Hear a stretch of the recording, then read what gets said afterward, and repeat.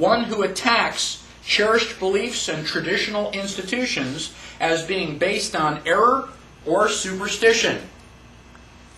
Unfortunately, most of what you think you know about the United States is wrong.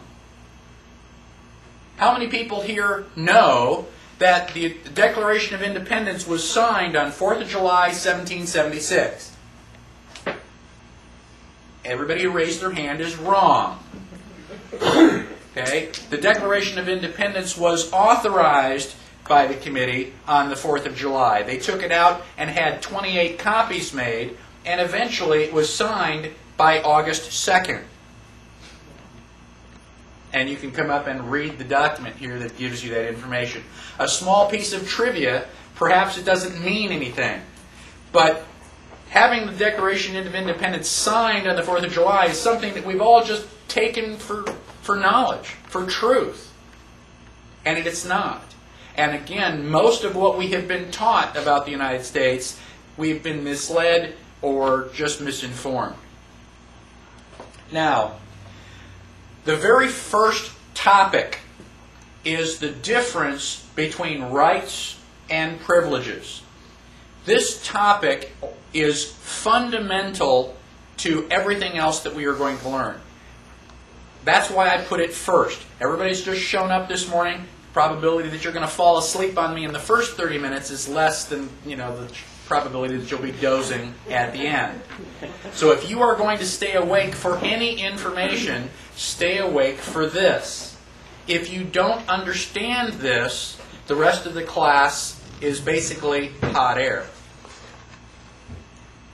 A right is defined as a power, privilege, faculty, or demand inherent in one person and incident upon another. Generally defined as powers of free action. Something that you have the sovereign authority to do because there is no higher authority to get permission from. There's nobody to ask. You've heard the expression, the buck stops here. That means you're it. You make the final decisions. That's what sovereignty is all about. You are endowed by your Creator with certain unalienable rights. You don't have to ask. Now, this is the exact opposite of a privilege. A privilege is defined as a particular and peculiar benefit or advantage enjoyed by a person, company, or class beyond the common advantages of other citizens. A particular right, advantage, exemption, power, franchise, or immunity held by a person or class not generally possessed by others. A temporary authority granted to you by someone of a higher authority. Let me give you an example. If I walk out of the back door of my house and I walk out onto my land, I can walk back and forth, back and forth, back and forth across my land all day long. Do I have to ask anybody for permission? No. It is my land. I own the property. And because I own the property, I have a right to do anything I want with that property. And if I want to walk back and forth across it, I will. Now, let us presuppose that you have the property or the land right next door. Let us further presuppose that I want to walk to the store, which is just across your land. Can I walk back and forth across your land anytime I want? No. I have to get permission. It is a privilege for me to walk across your land. Why?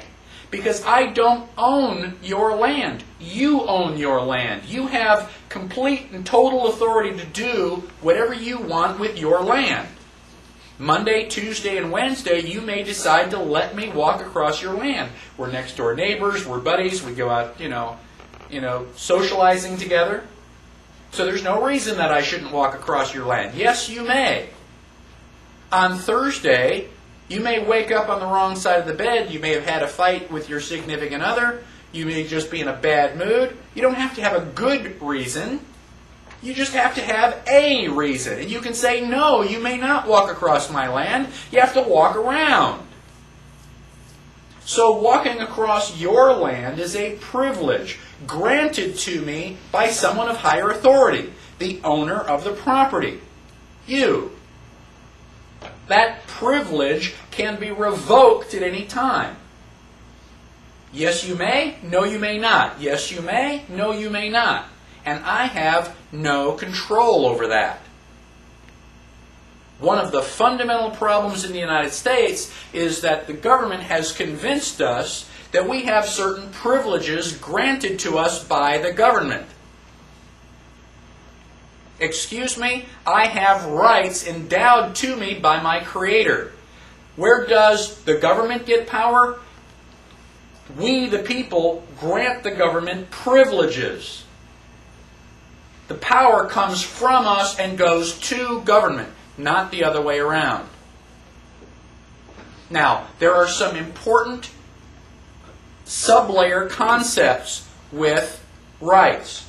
One of which is that rights are derived from property.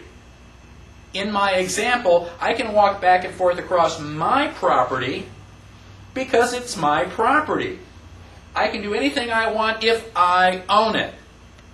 So anytime you get into a dispute as to who's got the right to do this, that, or the other thing, the real question that should be asked is, who owns the property? If you can identify the owner of the property, the question answers itself. The owner of the property can do whatever they want. Now, we frequently hear the phrase, constitutional rights. I hate that phrase. Stop using that phrase. Do not say constitutional rights.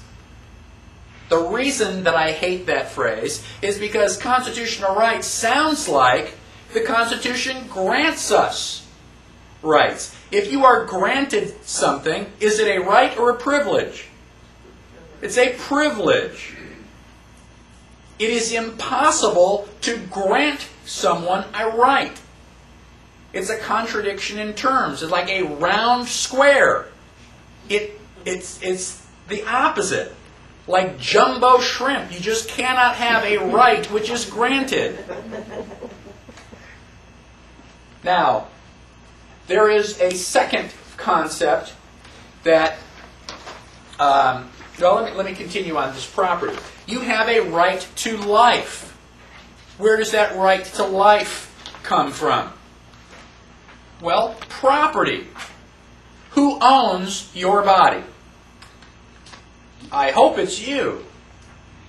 What are you if someone else owns your body? You're a slave. So, basically, if you are not a slave, then you own your own body. Can you do whatever you want with your body? Yes. Now, is smoking good for you? No, that's pretty much, okay. But if you want to put a cigarette in your mouth and smoke it, it's your body. Do what you want. It's not up to me to tell you what to do with your property. I don't recommend it. But you're the property owner.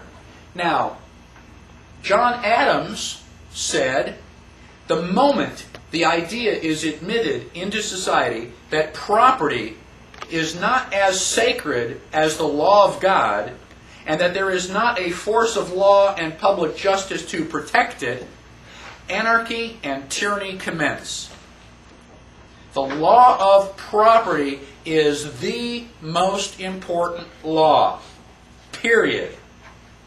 Even a 2-year-old understands property. Mine. Mine. That's mine. They don't understand it well, but they do understand that owning property is important. And as we get older, somehow we lose sight of that fact. We need to be just a little bit more like a 2-year-old to go, that's mine. And we have to be willing to defend that property.